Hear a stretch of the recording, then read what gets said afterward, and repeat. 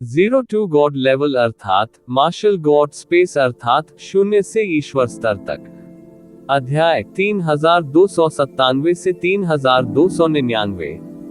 नमस्कार, आप कहानी में खो जाएं उससे पहले चैनल को सब्सक्राइब करें और नोटिफिकेशन ऑन करें। धन्यवाद। ये ज़िवेन और नाइट सम्राट के बीच झगड़ा कई वर्षों से चल रहा था। पहले ये ज़िवेन को नाइट एम्परर की तेज धार से बचना था, हालांकि अब इसकी कोई जरूरत नहीं थी। इसके बजाय उसे रात्रि सम्राट को खोजने और इस भविष्य की परेशानी को खत्म करने के लिए पहल करनी पड़ी। अन्यथा भले ही वह नाइट सम्राट की लगातार साजिशों से डरता नहीं था, यहाँ तक कि ये ज़िवेन ने भी यह कहने की हिम्मत नहीं की कि वह निर्दोष होगा। यह अवश्यंभावी था कि कोई खामी होगी। यदि रात्रि सम्राट ने अवसर का लाभ उठाया तो इसके अप्रत्याशित परिणाम हो सकते हैं। इसलिए ये ज़िवेन ने भविष्य की परेशानी को खत्म करने के लिए नाइट सम्राट को जल्द से जल्द खत्म करने का फैसला किया। ये ज़िवेन तुरंत युद्ध सम्राट द्वारा छोड़े गए निर्देशांक से मिलने के लिए दौड़ पड़े। जल्द ही वह लावा से भरे एक विमान में प्रवेश कर गया। हर जगह लावा बह रहा था और फूट रहा था। यह ऐसा था मानो वह शुद्ध लपटों की दुनिया में प्रवेश कर गया हो। इस विमान के मध्य में एक आकृति ऊपर नीचे घूम रही थी। यह कोई और नहीं बल्कि युद्ध सम्राट था। युद्ध सम्राट की आभा पूरे स्वर्ग और पृथ्वी के साथ हल्की सी एकीकृत थी। यद्यपि वह सृजन के पथ पर था, फिर भी संपूर्ण अंतरिक्ष के स्वर्गीय नियम का उपयोग उसके द्वारा किया जा सकता था। कोई कल्पना कर सकता है कि वह कितना शक्तिशाली था। युद्ध सम्राट के बगल में एक व्यक्ति छिपा हुआ था और उसका चेहरा नहीं दिख रहा था। हालांकि वह ये ज़िवेन की नजरों से कैसे छिप सकता था। ये बटरफ्लाई सॉवरेन था। इतने वर्षों के बाद बटरफ्लाई सॉवरेन ने सफलतापूर्वक दूसरे क्षेत्र में प्रवेश कर लिया था। हालांकि उसके सुधार की गति की तुलना ये ज़िवेन से नहीं की जा सकती, फिर भी इसे बहुत तेज माना गया। मार्शल सम्राट यहाँ है। युद्ध सम्राट ने अपनी आंखें खोली। उसी समय जब ये ज़िवेन पहुंचे, उन्हें ये भी एहसास हुआ कि पूरा स्थान उनके नियंत्रण में आ गया है। प्रणाम युद्ध सम्राट तितली संप्रभु, ये ज़िवेन ने सिर झुकाकर कहा। जब से आप यहाँ आए हैं, यह मामला आधे से ज्यादा पूरा हो गया है। युद्ध सम्राट ने हंसते हुए कहा। ये ज़िवेन मुस्कुराए और सिर हिलाया।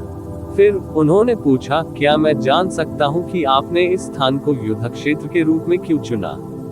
ऐसा इसलिए है क्योंकि ऐसा कहा जाता है कि यहाँ लॉ क्रिस्टल है। मुझे मिली जानकारी के आधार पर ये हुआंग और अन्य लोग बहुत जल्द यहाँ होंगे। जब तक हम यहाँ इंतजार करेंगे, हम उसे पूरी तरह से मारने में सक्षम होंगे। युद्ध सम्राट का दृढ़ चेहरा ठंडे, जानलेवा इरादे से भरा हुआ था। इस बार हम अंततः इस कमीने से छुटकारा पा सकते हैं। लेकिन क्या ये सिर्फ हम ही हैं? ये ज़िवेन ने पूछा। बैटल थेर्च ने अपना सिर हिलाया और कहा, बिल्कुल नहीं। हालांकि दाववादी मार्शल सम्राट पूरी तरह से मुख्य शक्ति है, मैंने सुरक्षित रहने के लिए 2 अन्य दाववादी मार्शल सम्राटों को भी बुलाया है। भले ही नाइट सम्राट के 3 सिर और 6 हाथ हों, वह बच नहीं पाएगा। वह निश्चित ही यहीं मर जाएगा। शैतान की बात।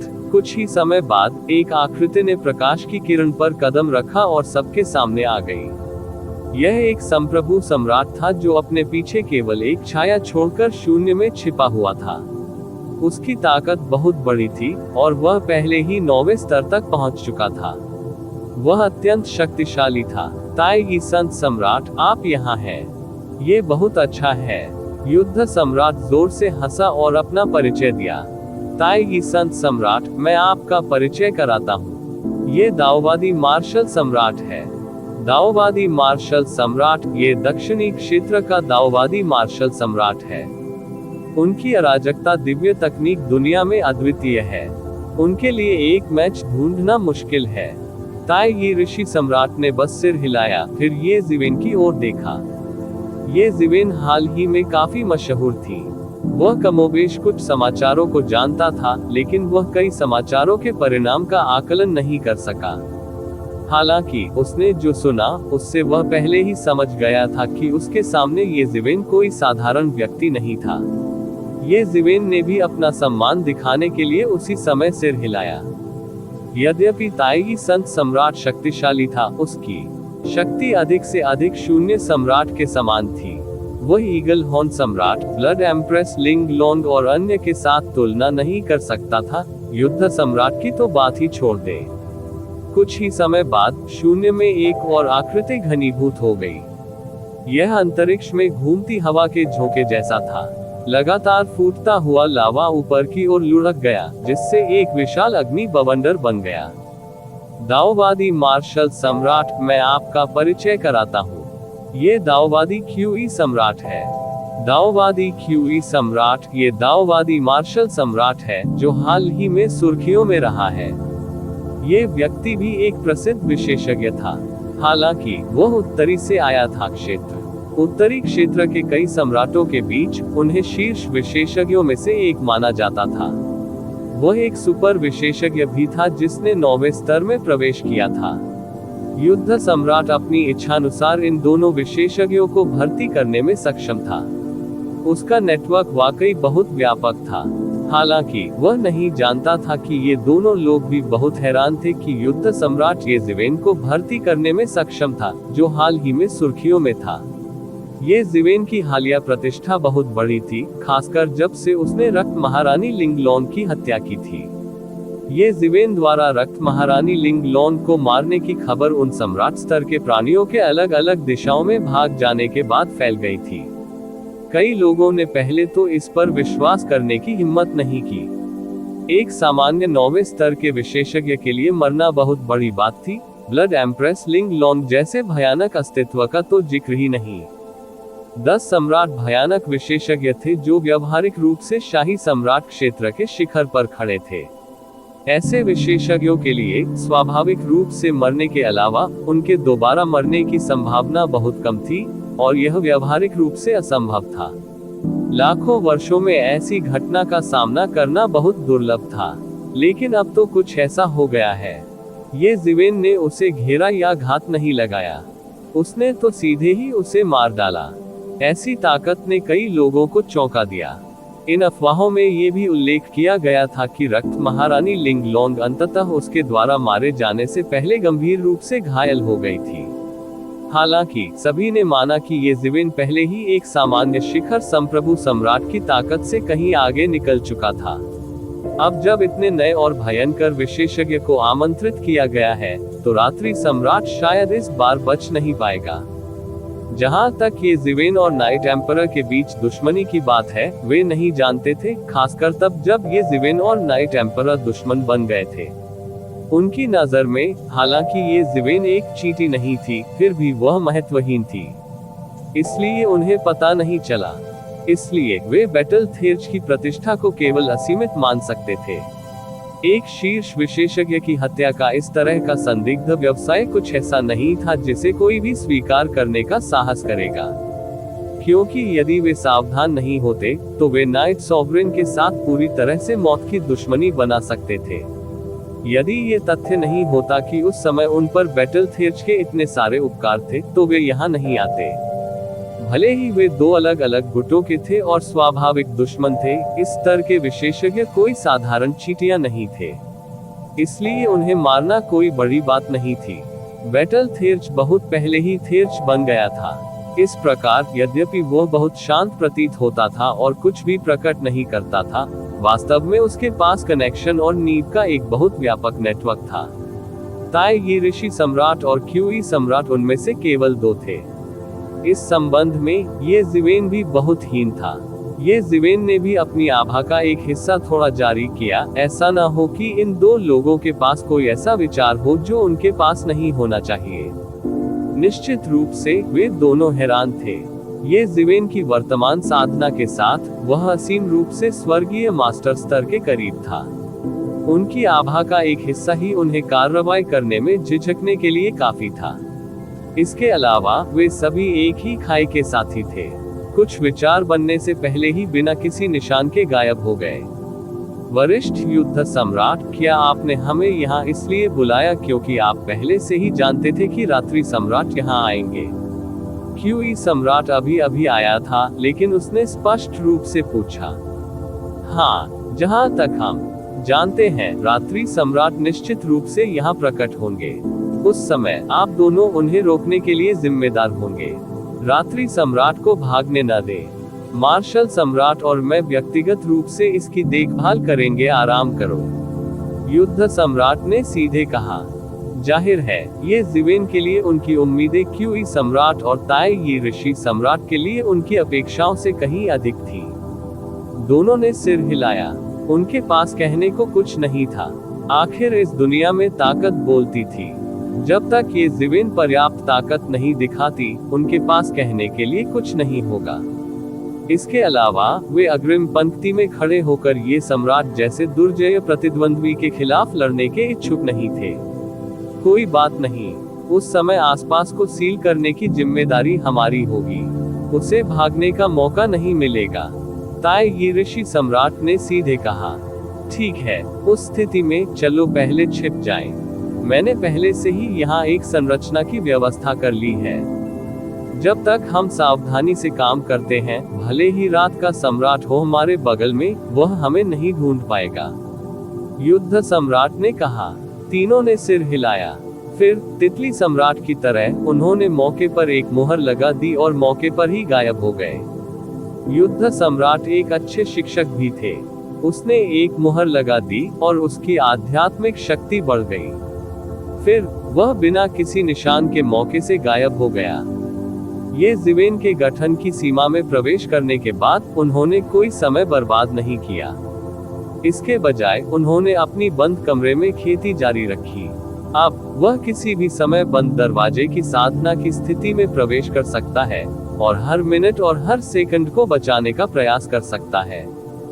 बड़े बड़े सम्राट एक दूसरे की ओर देखने लगे। इस समय उन्हें थोड़ा समझ में आ रहा था कि यह व्यक्ति इतने कम समय में इतने आश्चर्यजनक स्तर तक कैसे सुधार कर सकता है। उनकी अनेक आकस्मिक मुलाकातों और उनकी उत्कृष्ट जन्मजात प्रतिभा के अलावा इस प्रकार की श्रमसाध्य साधना प्रवृत्ति भी अपरिहार्य थी। हालांकि वे भी श्रमसाध्य अभ्यास करते थे, फिर भी वे अपने पूरे समय का उपयोग हर समय अभ्यास करने में नहीं कर सकते थे। अन्यथा उनके लिए इस स्तर तक सुधार करना असंभव होगा। काफी समय के बाद, लगभग 10 दिनों के बाद, पूरा स्थान जोर जोर से हिलने लगा। वह खौलते पानी की तरह हिलने लगा। इस समय पूरी जगह एक तस्वीर की तरह थी जिसे किसी ने फाड़ दिया था। फिर एक आकृति उड़कर बाहर आई। ये जिवेन की आंखें अचानक खुल गईं। ये हुआंग नहीं तो यह व्यक्ति और कौन हो सकता है? इतने वर्षों के बाद रात्रि सम्राट की साधना और अधिक गहन हो गई थी और उसकी आभा और भी अधिक अथाह थी। हालांकि ये जिवेन के सुधार की तुलना में यह उल्लेख करने लायक नहीं था। अतीत में ये जिवेन को केवल यही लगता था कि रात्रि सम्राट स्वर्गीय सम्राट की तरह अथाह और अप्रत्याशित था। लेकिन अब उसकी ताकत ये जिवेन की नजर में थी। रात्रि सम्राट के चारों ओर सम्राट स्तर के 3 प्राणी थे। उनमें से प्रत्येक पर्वत के समान विशाल था और अत्यंत वीरतापूर्ण आभा वाला था। हालांकि ये जिवेन की नजर में वे उल्लेख के लायक नहीं थे।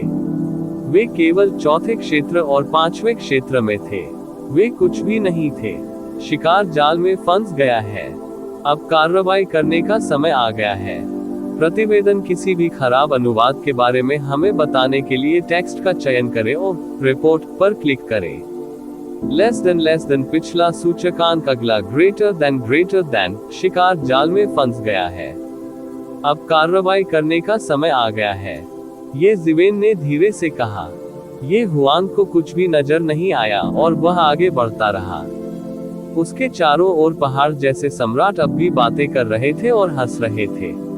वे लॉ क्रिस्टल्स को लेकर बहुत उत्साहित लग रहे थे जो उनके हाथों में पड़ने वाले थे। उन्हें नहीं पता था कि वे मरने वाले हैं। और ठीक इसी क्षण एक विशाल हाथ ने संपूर्ण अंतरिक्ष के ऊपर संपूर्ण आकाश को ढक लिया। इसके बाद उसने जोरदार तरीके से थप्पड़ मारा, जिससे ये हुआंग और अन्य लोगों को भागने का कोई मौका नहीं मिला। ये हुआंग की अभिव्यक्ति थोड़ी बदल गई और फिर उसके शरीर से तुरंत अंधेरे के नियमों की एक लहर फूट पड़ी। इसने वास्तव में एक विशाल काला हाथ भी बनाया और इसने उस स्थान को पूरी तरह से ढक दिया जहां वे खड़े थे। बूम! एक गगनभेदी विस्फोट हुआ और ये हुआंग को केवल हवा कांपते हुए महसूस हुआ। जो स्थान उसके काले हाथ से सुरक्षित नहीं थे, वे पहले ही इस विशाल हाथ के हमले के तहत पूरी तरह से कुचल दिए गए थे। अंतहीन लावा बाहर निकल रहा था और ये दुनिया के अंत के दृश्य जैसा था। कौन है? बाहर आओ, ये हुआंग ने अत्यंत गंभीर भाव से कहा। ये हुआंग, आज तुम्हारी मृत्यु का दिन है। जोरदार हंसी के साथ युद्ध सम्राट ने एक कदम आगे बढ़ाया और ये हुआंग को घूर कर देखा। आपने फॉर्चून गॉड राजवंश का जो अपमान किया है, वह आज आपके खून से धो दिया जाएगा। ये हुआंग के अलावा ये जिवेन और कुछ अन्य लोग भी एक एक करके दिखाई दिए। लगभग बेहोश होकर ये हुआंग और अन्य लोगों को घेर लिया। मैंने फॉर्चून गॉड राजवंश का कितना अपमान किया। हा हा हा हा, युद्ध सम्राट, आप वास्तव में फॉर्चून गॉड राजवंश के प्रति वफादार हैं। आप अभी भी मुझे मारना चाहते हैं। ये हुआंग ने ठंडी मुस्कान के साथ कहा। आप विदेशी प्राणियों को क्या पता है? फॉर्चून गॉड राजवंश वह क्षेत्र है जिसे फॉर्चून गॉड राजवंश ने अकेले फॉर्चून गॉड सम्राट द्वारा जीत लिया था। हम आप जैसे विदेशी प्राणियों को इतना अभिमानी होने के लिए बर्दाश्त नहीं करेंगे।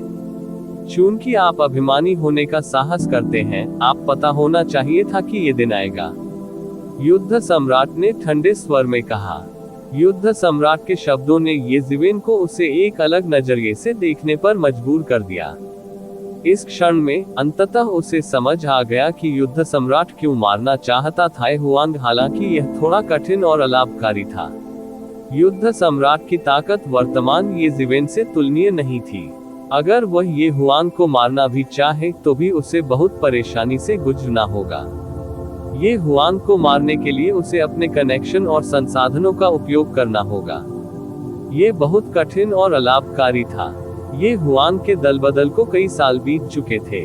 उसने 10 महान सम्राटों में से किसी को भी ये हुआंग को मारने के लिए इतना दृढ़ संकल्पित नहीं देखा था। अब उसे सब समझ आ गया। शायद वह उस तरह की भावना को समझ नहीं पाया। अराजक समय को शांत करने और फॉर्चून गॉड राजवंश के क्षेत्र की स्थापना के लिए बैटल सम्राट फॉर्चून हेवनली लॉर्ड के साथ गया था। उन्होंने अपनी आंखों से फॉर्चून गॉड राजवंश का जन्म देखा था। इस तरह की भावना को ये जिवेन जैसा कोई बाहरी व्यक्ति नहीं समझ सकता था। हालांकि फॉर्चून क्रिएशन हेवनली मोनार्क गायब हो गया था, लेकिन उसने जो भावना छोड़ी थी वह अभी भी बैटल सम्राट और अन्य पुराने अधिकारियों को प्रभावित कर रही थी, जिन्होंने अराजकता को दबाने के लिए उसका अनुसरण किया था। हम कितना मूर्ख है।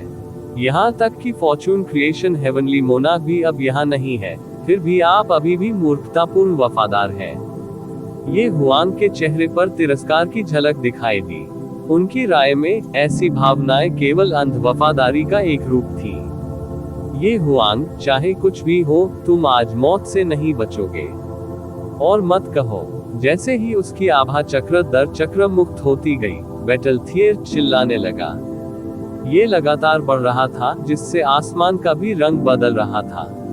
लगभग संपूर्ण विश्व उसके अधीन था। ये हुआंग के आने से पहले उन्होंने पहले ही इस स्थान को अपने उपयोग के लिए परिष्कृत कर लिया था। इस समय उसकी शक्ति पूर्णतया प्रकट हो गई थी। हा हा हा, युद्ध सम्राट, क्या तुम्हें लगता है कि तुम मुझे अकेले मार सकते हो? ये हुआंग जोर से हंसे। युद्ध सम्राट का सामना करते हुए, जिसने अपनी ताकत का प्रदर्शन किया था, वह बिल्कुल भी नहीं डरा। क्या होगा अगर मैं तुम्हारे साथ शामिल हो जाऊं? ये हुआंग, क्या तुमने नहीं कहा था कि तुम न केवल मुझे मार डालोगे, बल्कि तुम मानव जाति को भी खत्म कर दोगे? अब मैं तुम्हें व्यक्तिगत रूप से तुम्हारे रास्ते पर भेजूंगा।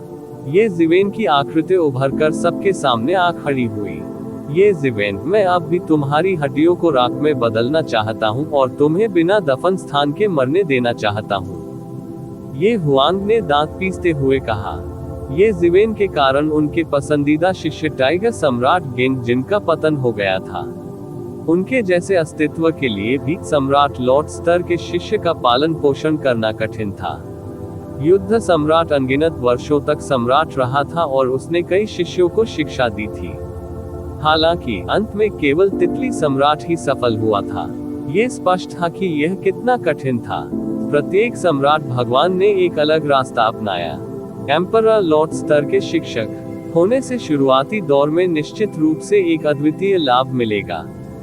हालांकि बाद में ये बीड़ियों और प्रतिबंधों की तरह होगा जो लगातार शरीर में जुड़ते रहेंगे। ये और भी भारी होता जाएगा और अंततः उसे दांव हासिल करने से रोक देगा। ऐसा इसलिए था क्योंकि वह अपने शिक्षक के समान होता जाता था और अपने शिक्षक के दांव से प्रभावित होता था। इस गेंद मेटल टाइगर सम्राट में 7वें क्षेत्र में प्रवेश करने की क्षमता थी, लेकिन ये जीवेन के हाथों उसकी मृत्यु हो गई थी। स्वाभाविक रूप से वह ये जीवेन की जीवित खाल उतारना चाहता था।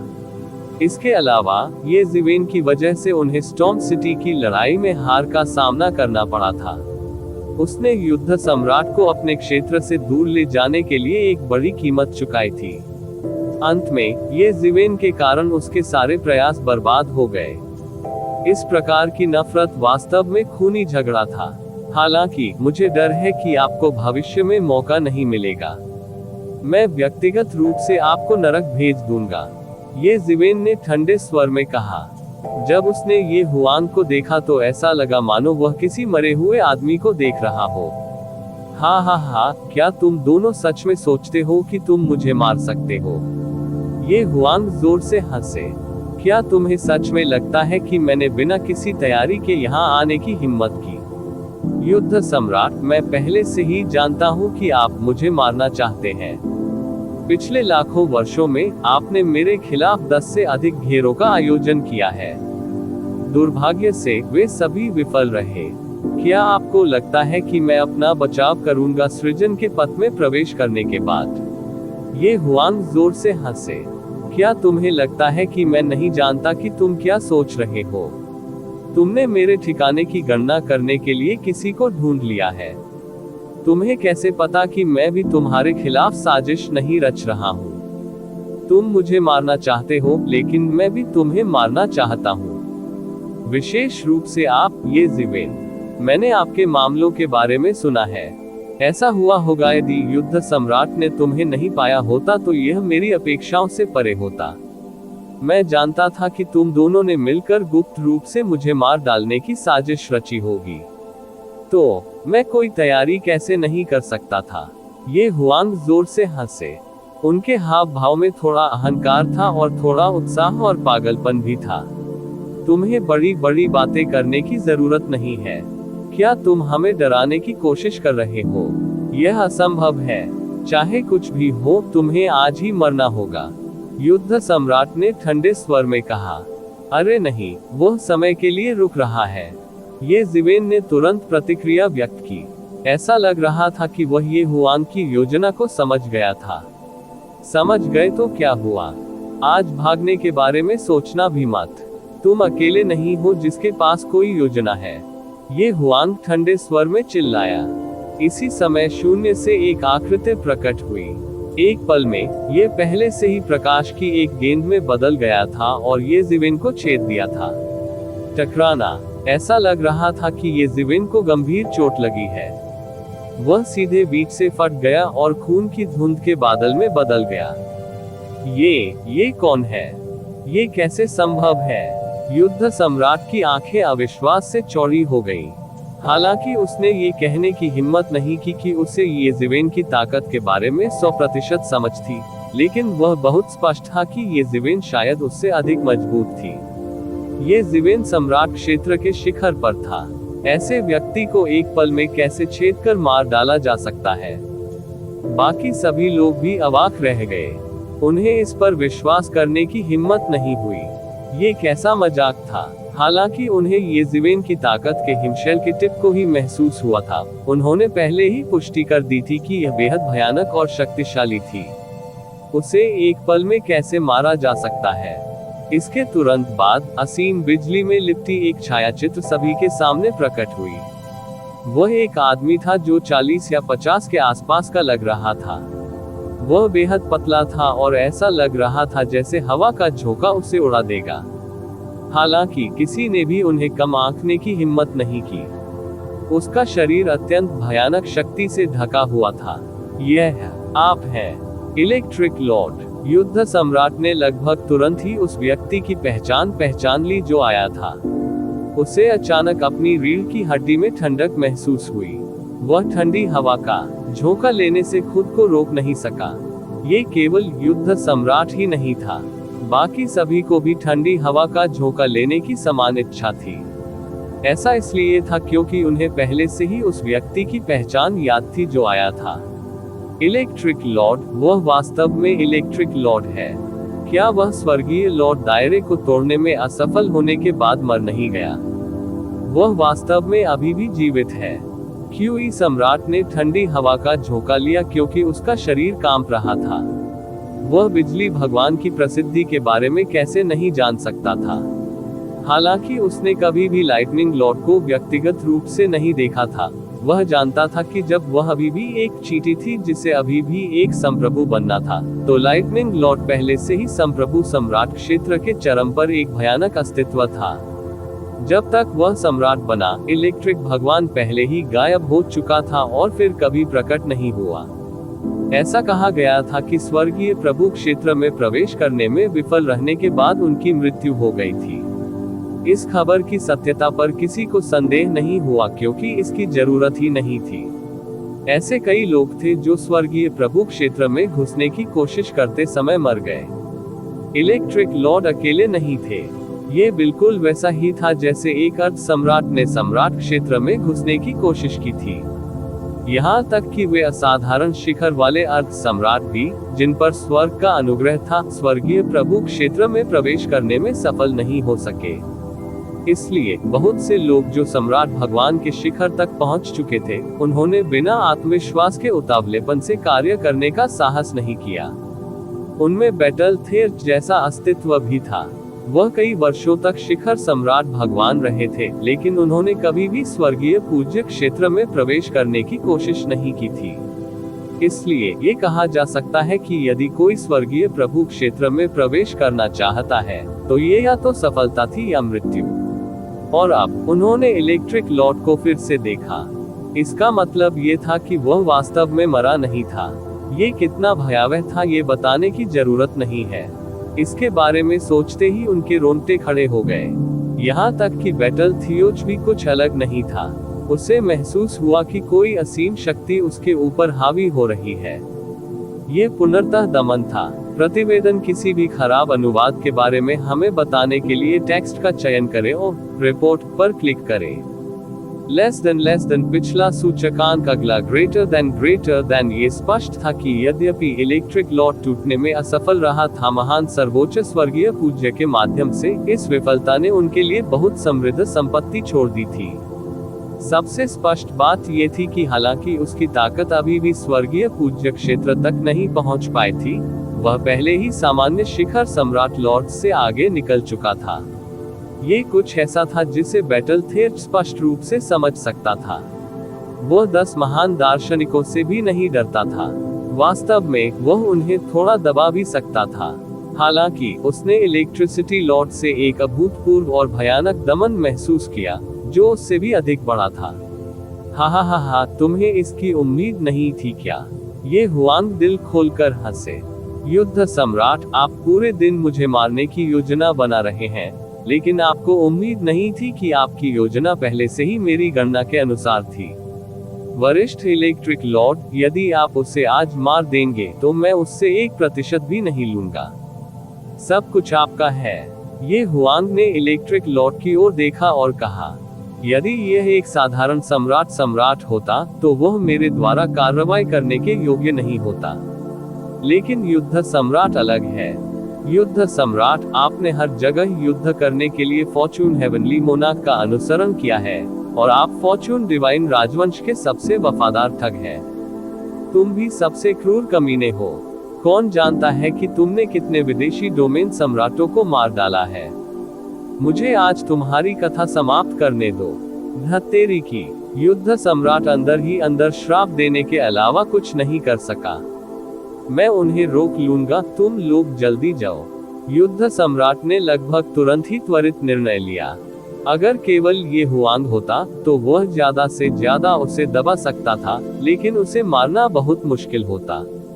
बताने की जरूरत नहीं है, इलेक्ट्रिक लॉर्ड जैसा भयानक अस्तित्व अभी भी मौजूद था। वह बहुत स्पष्ट थी कि अपने वर्तमान स्तर तक पहुंचना लगभग एक सम्राट लॉर्ड की सीमा थी। इलेक्ट्रिक लॉर्ड के समान स्तर तक पहुंचना, जहां तक वह जानता था, सामान्य तरीकों का उपयोग करके इसे हासिल करना असंभव था। दूसरे शब्दों में, इस स्तर तक पहुंचने के लिए किसी को संभवतः एक बार मरना होगा और स्वर्गीय पूज्य क्षेत्र में प्रवेश करने में असफल होना होगा।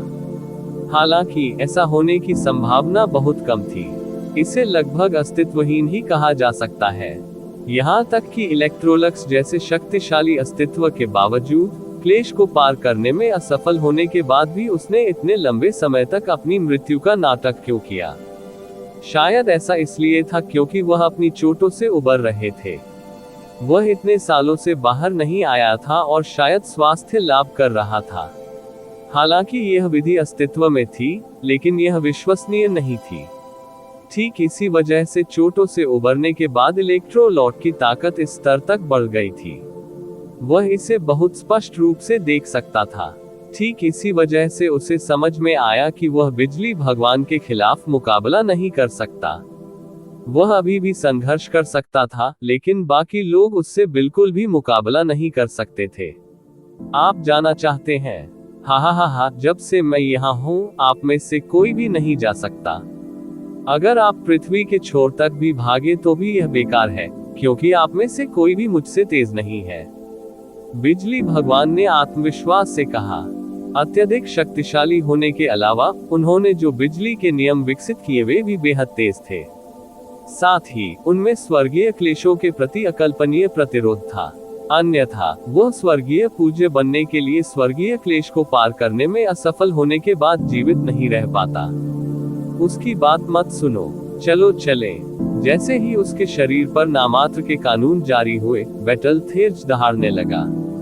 यह अज्ञात था कि वे लाखों में थे या करोड़ों में, लेकिन वे नदी जितने बड़े थे। उनकी शक्तियां शिखर पर पहुंच गईं। उसके विपरीत, ये हुआंग बेहद गंभीर दिखे बिना नहीं रह सका, क्योंकि उसे एहसास हुआ कि बैटलथेर्ज की ताकत वास्तव में उससे ऊपर थी। इतने वर्षों तक बैटलथेर्ज अजेय रहा। हालांकि ये हुआंग को भी 9वें दायरे में स्थान दिया गया था, इसलिए उन्होंने यह नहीं सोचा कि वह बैटलथेर्ज से कमतर थे। हालांकि एक विशेषज्ञ की ताकत उसी क्षण देखी जा सकती थी जब वह कोई कदम उठाता था।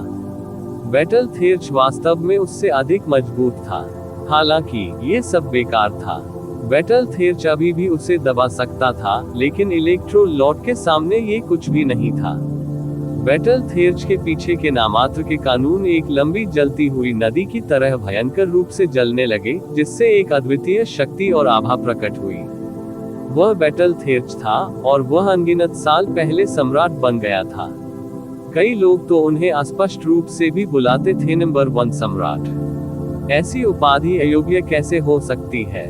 ये हुआंग के बगल में सम्राट स्तर की संस्थाओं को तुरंत एक शक्तिशाली निवारक बल महसूस हुआ, जिससे उन्हें ऐसा महसूस हुआ मानो बैटलथेर्ज अकेले ही उन सभी को मिटा सकता है। जरा सी हलचल से आसमान टूट सकता है और धरती फट सकती है। तुम्हारी मेरे सामने इतना अभिमानी होने की हिम्मत कैसे हुई? इलेक्ट्रो लॉर्ड ने ठंडी खर्राटे ली और अपने हाथों को अपनी पीठ के पीछे रखकर खड़ा हो गया। उसने अपनी पूरी आभा छोड़ दी और एक पल में आकाश और पृथ्वी एक विशाल वज्रकुंड में बदल गए। इसमें अंतहीन गड़गड़ाहट और बिजली चमकती थी, और गरजने वाले ड्रैगन में से कोई भी एक साधारण सम्राट को गंभीर रूप से घायल कर सकता था। उसकी ताकत बस अथाह थी। ये वह महान लाभ था जो किसी व्यक्ति को बिना मरे स्वर्गीय पूज्य क्षेत्र में प्रवेश करने के बाद प्राप्त होता था। बटरफ्लाई सॉवरेन पहले से ही ऐसे वातावरण में तीव्र दमन को महसूस कर सकता था। यह ऐसा था मानो उसके स्वर्गीय क्लेश के पारगमन का दृश्य फिर से प्रकट हो गया हो। विद्युतीकरण करने वाले भगवान ने बटरफ्लाई सॉवरेन के स्वर्गीय क्लेश अतिक्रमण के भयानक दृश्य का अनुकरण किया था और उसे पार भी किया था। इन थंडर ड्रैगन के विनाश के तहत बैटलथेर्ज द्वारा जारी की गई शक्ति को तुरंत 150 मील के दायरे में दबा दिया गया था। इसने पहले ही उसकी रक्षा के मूल को छू लिया था। मैं उन्हें रोक दूंगा, तुम लोग जल्दी से चले जाओ। अगर अभी नहीं निकले तो सच में नहीं जा पाओगे। बैटल थेर्च चिल्लाया। मास्टर, अगर हम चले गए तो आप अकेले उनसे कैसे निपटेंगे? बटरफ्लाई सॉवरेन ने जल्दी से पूछा। इलेक्ट्रो लॉर्ड उस तरह का व्यक्ति नहीं है जैसा आपने पहले सोचा था कि वह होगा। यदि आप रहेंगे तो आप लोग किसी काम के नहीं रहेंगे, बैटल थेर्च ने सख्ती से कहा। TSK, बैटल थेर्च, आप वास्तव में मुझे अच्छी तरह से जानते हैं। चूंकि आपका शिष्य मरना चाहता है, इसलिए मैं आपके साथ शुरुआत करूंगा। बिजली भगवान ने अजीब ढंग से चिल्लाया। हालांकि जैसे ही उन्होंने बोलना समाप्त किया, उनकी आकृति वास्तव में आकाश से गायब हो गई। ये पता चला कि यह सिर्फ एक बिजली का क्लोन था। उसने ये चाल सबके सामने खेली थी, लेकिन कोई भी इसे समझ नहीं पाया था। बूम! जब वह दोबारा प्रकट हुआ, तो वह वास्तव में बटरफ्लाई सॉवरेन के सामने था।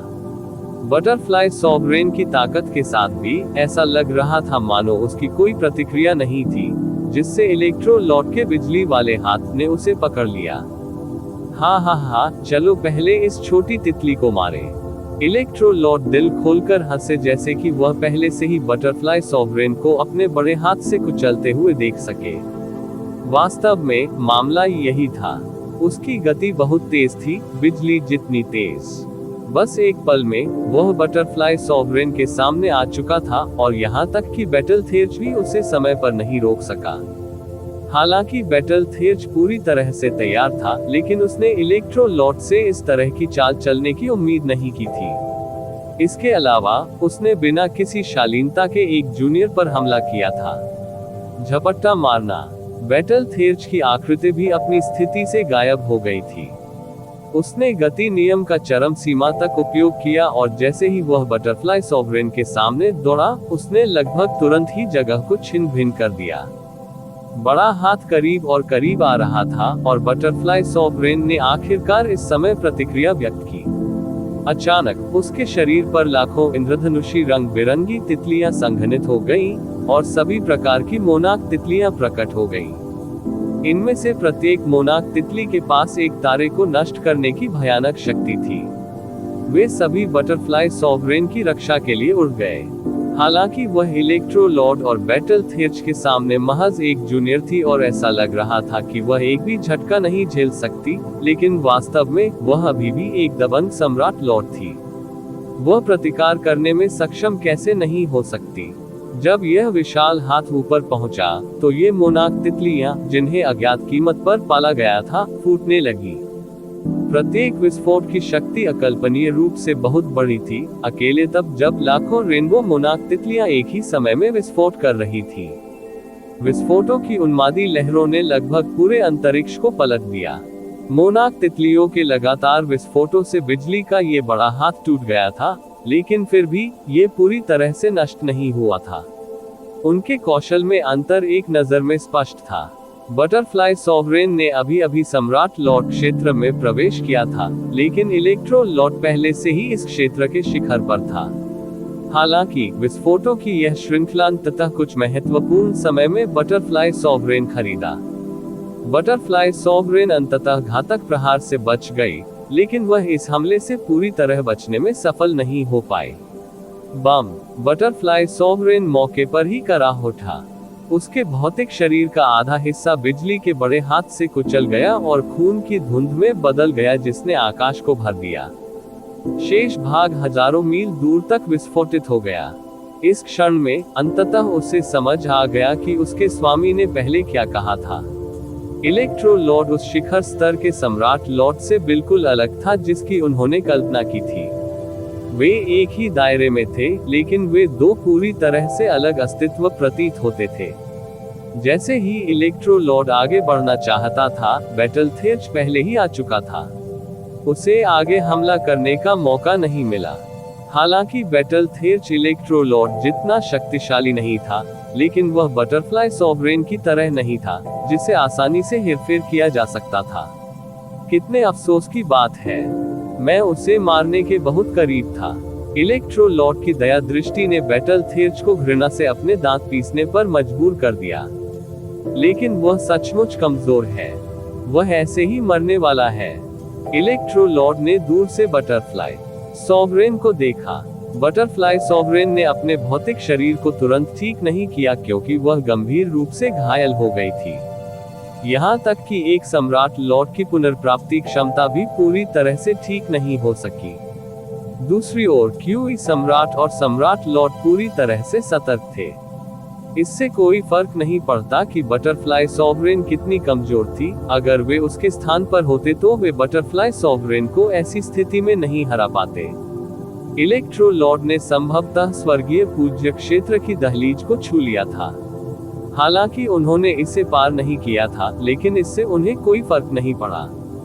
वे मूल रूप से जाना चाहते थे, लेकिन इस देरी के बाद बहुत देर हो चुकी थी।